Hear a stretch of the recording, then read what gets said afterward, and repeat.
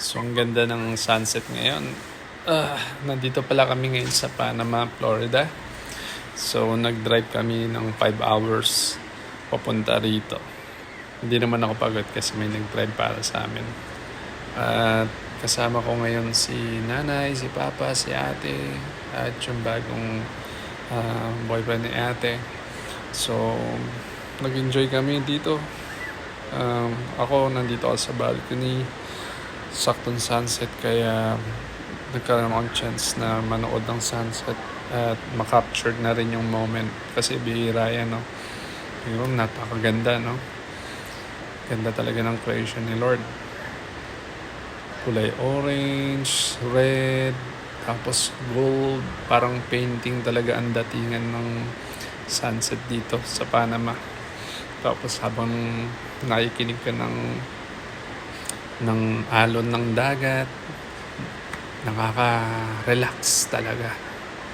Nakakalimutan mo yung pagod mo sa duty mo sa hospital, eh. So, ayan, no? Palubog na talaga yung araw. Kita mo, unti-unting lumiliit, tapos gumaganda yung kulay ng langit. Ang ganda. Ganda talaga. Bihira yung moment na ganito. So, I wish na masulit namin yung stay namin dito sa Panama. Bukas mag-deep sea fishing pala kami. At dadalhin kami ng bangka dun sa malalim na bahagi ng dagat, tapos mamimingwit kami doon. So mga 8 hours yun, siguro mga 5 hours kami mamimingwit, pero babiyahe pa syempre bukas ng umaga. So paggabi na yan, wala ng araw, pero ang ganda pa rin ng grabe ang ganda ng langit. Pambihirang langit siya, no? Ang ganda ng kulay. I think maraming huli ngayon sila papa, eh. Titingnan ko mamaya kung anong huli nila. Tapos sigurado magpiprito kami ng isda ngayon. Sarap pa man din ng bagong huli na isda. Pag pinirito mo yun, ang tamis. Ayun, so wala na akong ibang makwento, pero enjoy ko muna yung sunset dito. Ang ganda rin ng beach dito sa Panama, ang linis.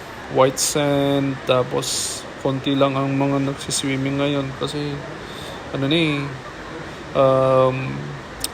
almost autumn na, eh. Pero kahit autumn na, mainit pa rin dito sa Panama. Akala ko nga malamig kasi autumn na, pero kaninang tanghali sobrang init talaga.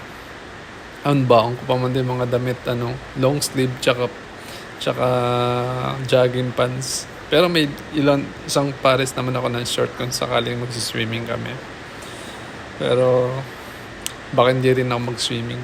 Pero may magandang swimming pool dito sa hotel na to, eh. Ayun, ang laki ng swimming pool, tapos may ilaw. May ilaw yan sa gabi. Maganda ditong hotel na to.